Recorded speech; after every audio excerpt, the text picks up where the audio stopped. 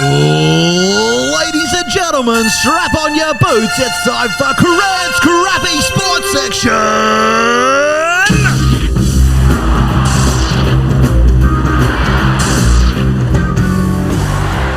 Righto. Knife. Time for Crent's Crappy Sports Section, or are you too busy on the phone there, mate? No, I was just researching further for one of the points. I forgot. Oh, God, this will be interesting, I'm sure. What? It was semi. Half-assed research. Tapping away. No, not half-assed. I was using my whole ass, as Homer would say. Have you come up with a new name for Crent's Crappy Sports Section yet, or are you going to keep it at Crent's Crappy? I'm pretty happy with it. I think that's what it's world famous for. Mm-hmm. So you don't want to go like McDonald's isn't going to change their name now, are they? But no, but it doesn't have to. Nike. It's not called Crappy McDonald's, is it? Nah, but I think that's part. Like it's obviously in jest because it's obviously fucking awesome. It's like when you got a real big bloke working, everyone calls him Tiny. Yeah. Obviously, just in jest. They call redheads blue. Yeah. Where did that come from? I have no idea. If someone can explain that one when they say like, because there's lots of different names for redheads and that sort of stuff. Which, some are offensive, some aren't. Yeah. But like, there's guys that they've been called blue all their life. Yeah. Strange, isn't it? Yeah. Oh, there we go. Let's get one out early, and then we're away. So we usually begin sport with a bit of a whinge about our respective teams, Nave. So have you got anything to say about St Kilda being edged out by 30 points by the might of the West Coast Eagles last weekend? Oh, we're going to go back to last weekend, are we? I've got to live the pain twice. Well, look, I expected it's them. current. It's a big trip over to Western Australia. I'm just tired of them playing without any heart. And then it happened again last night against Gold Coast. Gold Coast Suns. Fuck, that another was perennial powerhouse. That was horrendous. They are going quite well this year. We had an opportunity. We could have beaten the side that's in the top four. We had more scoring shots than them. Yeah, okay. Yeah, that's the story of my fucking life. That's just scoring shots. It's no good. I've just had enough of it, and I can't wait till Tassie comes in, to be honest. Yeah. So, my brother actually sent me a text very similar. Because this will be good. Obviously with the Carlton experience. And his response was, I'm not watching football until 2028 when Tassie enter the competition.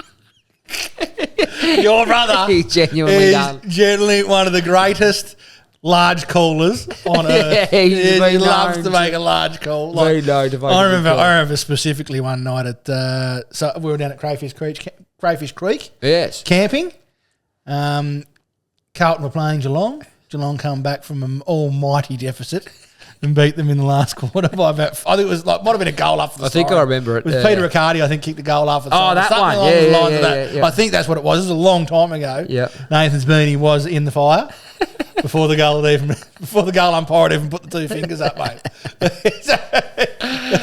He's an emotional cat. He goes all in. I'm the same. I get quite agitated and worked up. And it is frustrating when your team just continually doesn't perform. And as we talked about, when they should be performing, when they've got a good team on paper, that's when it's even more frustrating. Yeah. Like you just think, fuck, what is the problem? That's it. And like the thing is, last night I sat and watched against the Gold Coast, and I didn't even have the energy to be upset. I just sat there and went, and it was the most.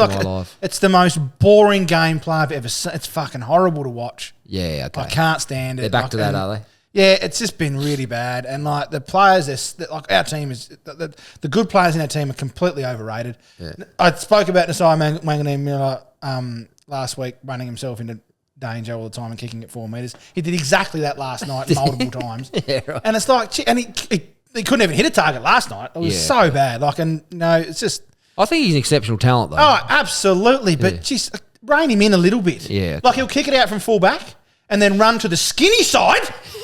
Crent, get the handball, and he won't kick it on his left foot. Yeah, so then he's got to kick it on his right, which puts him in danger of being smothered. And just don't do it. And just fucks you run yourself out of room. Yeah, very hard to watch. Yeah, I'm really nervous because my team's won their last 2 games. That usually means we're going to lose the next one by about 80 points. It's pretty much fucking guaranteed. We'll kick about 3 goals this weekend, I reckon. Yeah, that's it. I do want to go on record and say he's not Nasai's not the worst at this sort of stuff, though. No. St Kilda, they tend to play a lot. There's a lot of times they play as if they don't have any opponents. The amount of times we get smothered. That's our fucking special. Is horrendous. Yeah. It's just... Yes, that's my fucking whinge about St Kilda this week. Yeah. I'm just too tired to care. And I hate it. I fucking hate it. Like we just cannot get the ball out from fullback. It is just fucking impossible. Yeah. All we ever do is kick it to a contest and come straight back. Luke Ryan just kicks at the opposition ruckman all fucking day. Yep. Yet the other team just fucking kicked a kick and waltzed up the ground. Yeah. And you just think, fuck. Why is this so hard for us to do? And they do it with ease. Do our teams practice this Yeah. stuff? Do you Like reckon moving the ball from one end to the other? Went to pre-season training? Yeah. And done the kick mark Yeah. thing? Yeah. We do that at Auskick. Yeah. The fucking We have the kids stand on a cone and kick it to each other. That's what we do. And we practice kicking it to someone wearing the same colour shirt as them. Yeah. So last night, Ryan Burns missed a 2-metre handball. Missed it, just come straight to the other team. Why? You weren't even under any pressure. You're fucking there. Fuck me. That annoys me with them ones where you look at them and go, it was actually harder to fuck that up than it was to execute the that's skill. it. It took no effort to actually just do that properly. Yeah, exactly. Yeah. I'm actually how proud of how you've managed to fucking do that. Yeah.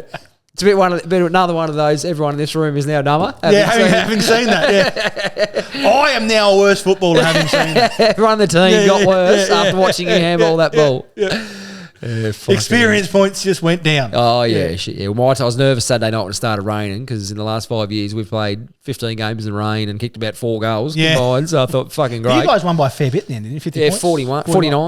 Yeah. Oh, well, yeah, I think I wasn't far off with the 50. They started really well, the other team, Port, and I thought, here we fucking go. We're going to throw another game away. They can do some damage. Didn't fire a shot in the second half. They have done nothing this year. A little bit of queue in the rack sort of stuff that come across, to be honest. Yeah, right. Yeah, because the coach is going and they for next year and they know it's changing and they've done enough. They didn't do anything. They haven't done anything at all this year. And they've got a pretty reasonable.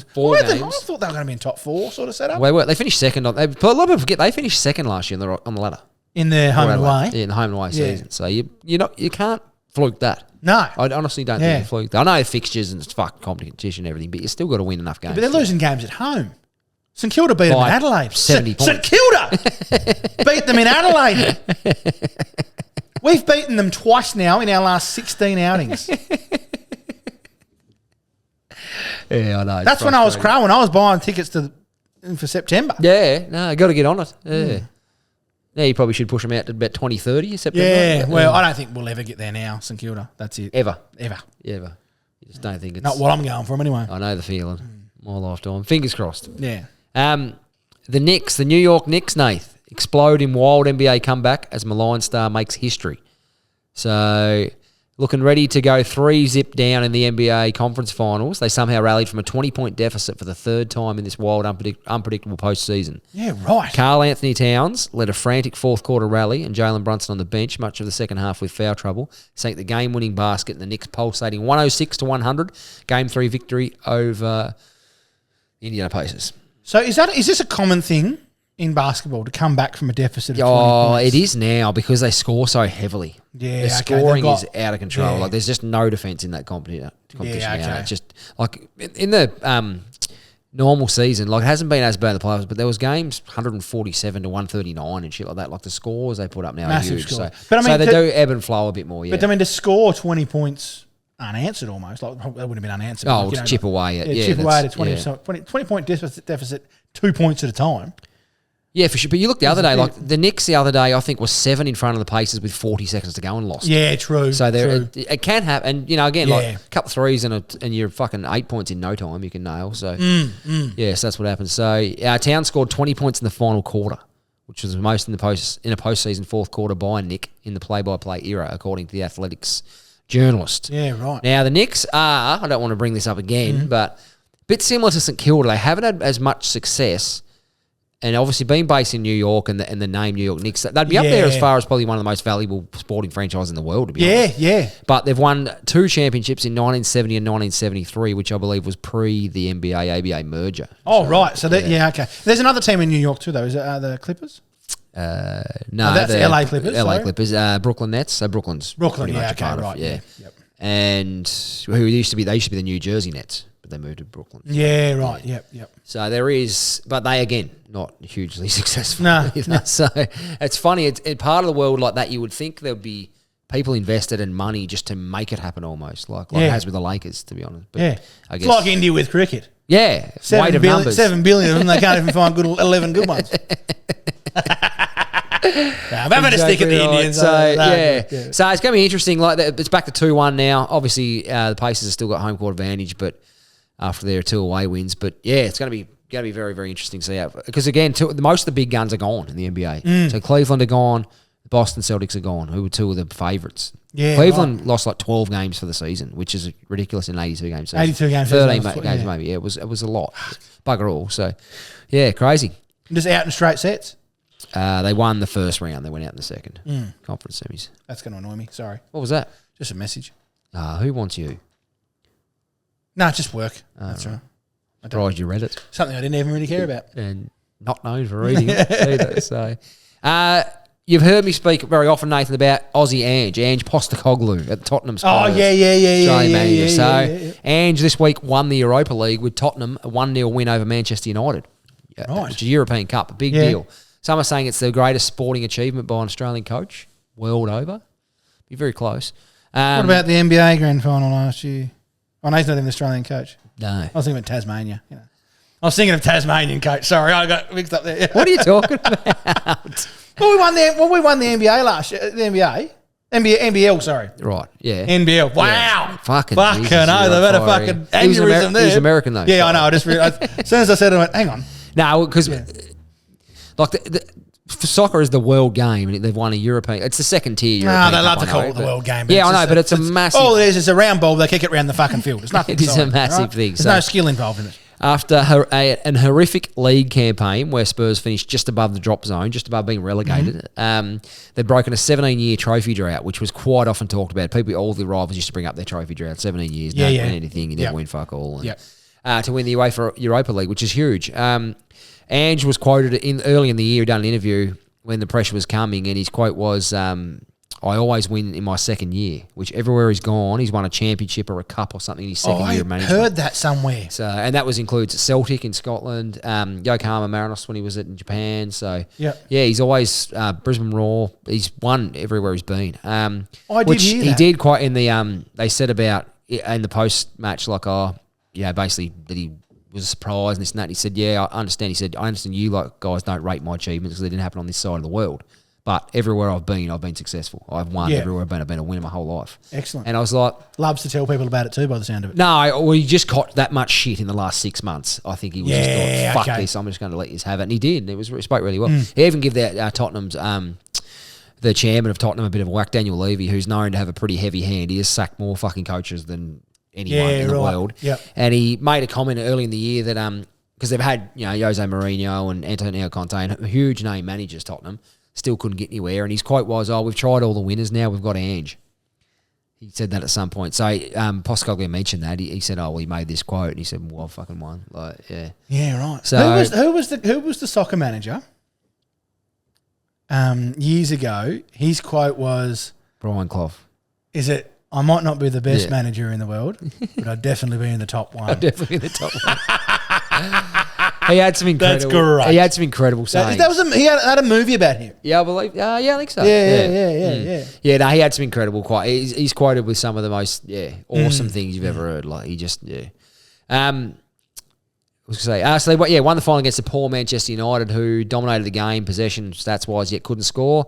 And speaking of fallen giants, Spurs finished 17th in the campaign. Manchester United finished in the EPL this year. Have a guess, Nathan. I don't reckon you'll ever guess where they finished.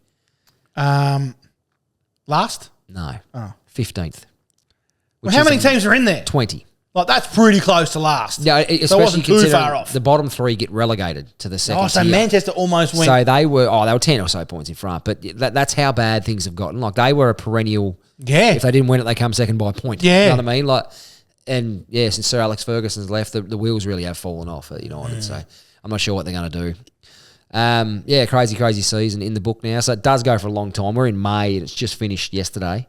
Yeah. So, and they're back into it in fucking like August-ish. So it's just short. It's not a much time long off. season for the professionals. It's not a very difficult game, though. Let's be honest. Like, not physically difficult. Like, they don't run that much. Well, they do. They cover some ground, but they also, you got to remember, in England they play 38 league games.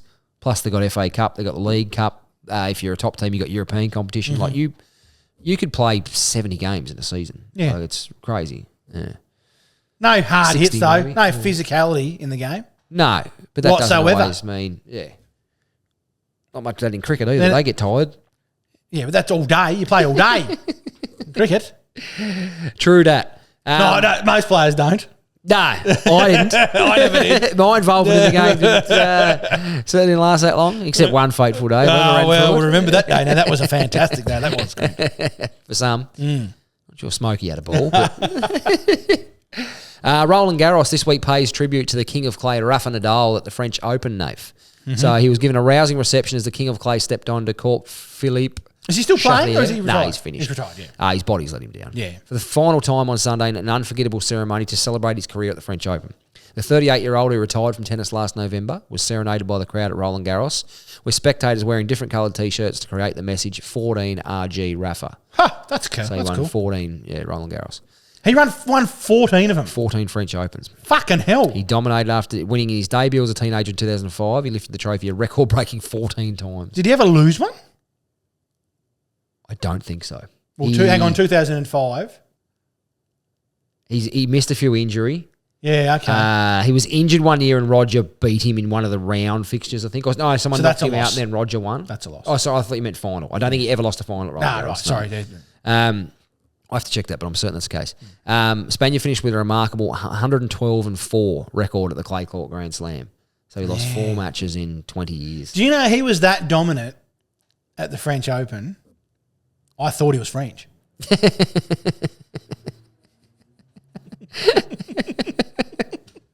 Wow. Oh, well, he's growing up doing it. Yeah, well, that's exactly right. It's pretty crazy that 112-4, like he lost, that is mental, isn't it?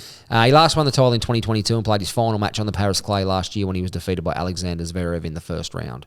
So his body started letting him down. He was starting to struggle. But I think it was also funny as well, back in the day when Roger was kingpin, like Roger was the world, world number 1 by lengths for Fleming and Straight, Rafa was ranked number 2. And it was one of the very few times in tennis history where going into the tournament, Rafa would be seeded number 1 for French Open. Yeah, right. So they'd go against the rankings, which it is still up to the tournament directors to do that, but it's not common. Yeah, so he was always still number 1 seed, even when he was ranked number 2 in the world. Who ended up winning more, him or Federer? Grand Slams. Rafa just by 1, but now Novak's in front of both of them, I believe. Oh, right. Jeez.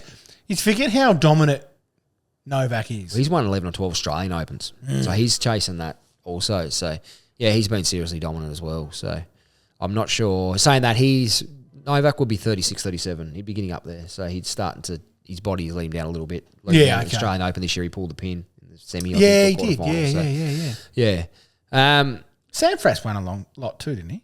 Who? Sampras? Who? Pete Sampras. Isn't it Sampras? No. Sampras. Pete Sampras.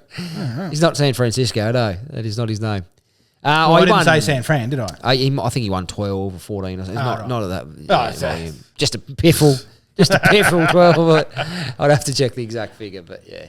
It was pretty cool, though. He done a speech. He said, I don't know how to start. I played this court for 20 years. I suffered. I won. I lost. I've lived many emotions here on this court. His family and friends were there and he watched from the players' box. Many of his former coaching staff, including his uncle Tony.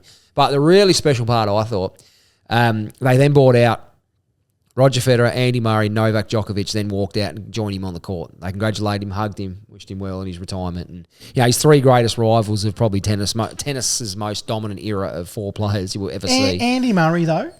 Andy was part of the big 4. He only won, I think, 3 Grand Slams. Yeah, that's what I mean. It's not like as if he's as dominant as the rest of them. Oh, yeah, but fucking put him 15 or 20 years earlier each way and he wins 25. Yeah, don't get me wrong. He was just unfortunately behind 2 of the greatest players. Well, you'd have to say probably 3 of the greatest players the world's ever seen now. Yeah. You've got to put Novak in there. He's the leader. So, they walked out after his speech to greet the fellow former number 1 to a deafening roar from the fans. He then quoted, "To have my 3 biggest rivals there on the court would be meant a lot." So I should have played a doubles match. Yeah, he had the pants and the shirt. He was very dolled up, old Rafa. But it started to age a bit, though. I was like, geez, he does look, he got the hair's going, and he had and I was like, it must be a relief, though. Like, there'd be sadness to be finished up, but I think, the life they live and traveling all over the world and that and the stretch on your body, they must just go home to the mansion, lay by the pool and go, fuck. That's over. I've got to say, a lot of them could retire a lot earlier too. It's not at no point, I reckon from 25 onwards, it wasn't about the money for any of them. They were all competitive beasts, though. Why they were so good. Yeah. Have you seen their arms? No. Well, their arms, they're whichever their strong arm is way bigger than their other one. Oh, really? Have you ever noticed that? No, I haven't. Like a lot of tennis players, like if they're right-handed, their right arm is just like it's like an arm wrestler. Wow, they're huge compared to the little ones. One arm. Yeah. Well, no, I haven't noticed that. Yeah, have a look. I'll Google it later. Yep. And just quickly, a bit of women's sport, Nath. Right. Okay. Here we go. So, this actually might be a little bit interesting then. Sorry. I'm trying to be a bit worldly. Yeah. Australian champions Steph Catley, Caitlin Ford and Kyra Cooney-Cross joined an exclusive group of Australians to win the UEFA Champions League after Arsenal ended their European drought. Australian flags were waving proudly in Lisbon as the Combank Matildas trio helped Arsenal stun Spanish giants Barcelona 1-0 in the UEFA Women's Champions League final on Sunday. More soccer. Arsenal celebrated their first Champions League title in 18 years. Catley, Ford, who both started, and Cooney-Cross became the only Australians after Craig Johnson, Harry Kill, Zelko Kalac, and Ellie Carpenter to conquer Europe's elite competition in men or women. So it's a pretty good effort. That's a tier above. Like that's the top European club championship trophy. The one Ange won is the second. It's basically the one below that. So yeah, I did not know one person you just mentioned then. Harry Kill. Oh, did you say Harry Kill? Yeah, I met him. When? In the airport. Actually, I didn't. You seen? We were in the lounge. We were in the lounge together, and I managed to snap a photo of him taking a photo of me. So he was on his phone. AI now, though. AI could fucking make that look like he was genuinely. Yeah. Isn't that fucked up? Some of the videos on Facebook and that now. It is. Can't even tell some of them. No, you can tell, but like it's that close to not being able to tell. The only reason I can tell is from the shit they're actually saying. Yeah. Because there was for some reason that popped up was an interview with a WNBA draftee, and she just starts going, oh, it's about time, they had a good-looking Sheila because, that Caitlin Clark's no good. They need someone fuckable in the WNBA that guys want to look. And I was like, what the fuck? It took me a minute. I was like, oh, it's clearly. Yeah. But you could not, to actually look at her, I couldn't tell. Yeah. No, and the thing is, a lot of time people are just sort of doom scrolling, so they're not watching that closely. No, that's right. And it's like, oh, shit. Doom scrolling. I love that term. That's a fake person. Yeah. Yeah. But it's... I don't like it the way the world's going. It's not good for people like me. I'm a creator, so I make money online. Yeah. I'm not far from being taken over. Is it good? Is it our proudest moment as a society that can be done as well now? No, I don't think so. I think it's terrible. I don't think anything can just be taken. Like it can ruin lives. Yeah, when absolutely. That's done and who knows what photo's going to pop up of, could be one of your mates in a house with some woman that, you know what I mean? Yeah, like and they haven't been, could destroy lives. Yeah, like it's, we've talked about that in the past. It's not good. So no, it's not. Yeah, I don't like it's fucking funny. I can only see evil coming from it. Yeah, it should be used for good, but it won't be. That's the worst thing. Yeah. But and also I want to touch on, Nathan, obviously a tragic in AFL circles in the last couple of weeks. The passing of another Robert Walls, of course. We spoke about Robert. And Adam Selwood, who passed away tragically by his own hand. Yes. I think it's fair to say. So only a couple of months after his twin brother also passed in the same way. I wonder what's happened there. Like, what's especially like there was a run on the weekend that he was pioneering, like raising funds for suicide prevention, all that sort of stuff, and then he got too much for him. Life got a bit too much for him, unfortunately. I think so. I was actually having this conversation, not the exact conversation, but a similar conversation about mental health and that sort of stuff the other day with a guy, and he's sort of in that space where he's trying to push for more mental health awareness, and he wants to do fundraisers and things like that, retreats and all that sort of stuff. It's something he wants to go into, but he said part of that is you kind of take on other people's shit. Yeah. And when you start, that can weigh pretty heavy on people, I think. So that's exactly maybe right. That's what's happened. Maybe just got too hard. It's just got too hard. It's got too much for him. And yeah, so, yeah. I'm not sure. I just don't know how you could, and not at all being negative toward the individual, but it must have been so bad because he's actually lived it and seen what his parents have just been through and what it's done to his whole family, and then to do it to his young family again, like wife and kids, and you just think... From what I understand is they think when they're in that mental state, they're thinking they are doing the world a favour. Yeah. In fact, they are not. No, certainly not. So, but I'm certainly not equipped to really comment on things like this. I don't know much about it. No, I'm quite fortunate. I've got pretty strong mental health. I'm strong in my own mental health. I'm not strong for other people's mental health. You're not good at having the conversation. I'm not good at having the conversation. I don't know what to say to people that are having troubles. I think the worst time I ever had was when I I struggled through COVID. I didn't like. I hated not being able to just go and see mum and dad, and you had to go to talk, go and see you and with friends, and I felt pretty flat through that period. But again, I'm like most people fucking did. I think like I just you had 2 stints though, didn't you? Oh mate. Well, I just mean the whole 2 isolation lockdown stints? For fucking 4. Yeah, right. Yeah, okay. Yeah. Yeah, we had heaps of isolation, but just the whole when it was, you can only exercise for an hour a day outside, and you couldn't go see anyone, you couldn't do this and that. Yeah, but I mean, like so the exercising an hour a day thing outside. Who was timing you? That's right, 100%. Yeah, I mean, that's right. You go for a 2-hour run. You had to go for your own sanity. Yeah, that's exactly. I didn't do any exercise outside.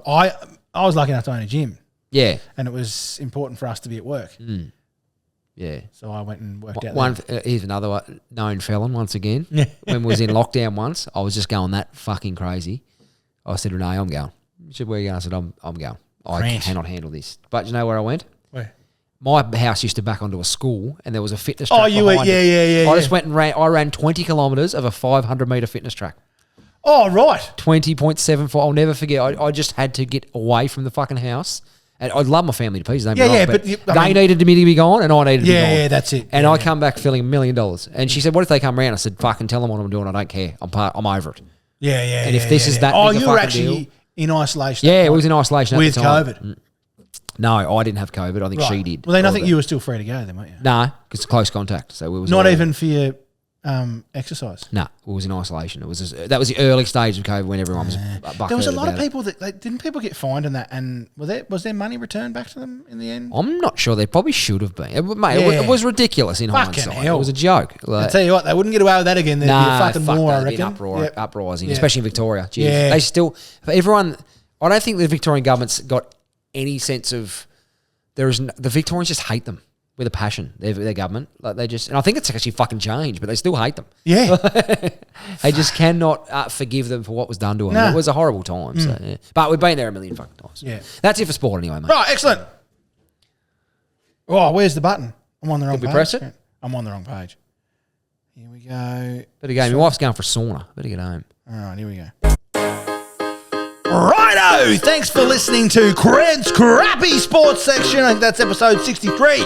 Don't forget to follow us on Facebook, Instagram, TikTok, YouTube, all the places. Just go and do it. Just go and fucking follow it and then share it with all your friends. Otherwise, you're doing them a disservice. Correct. Love you all. Goodbye.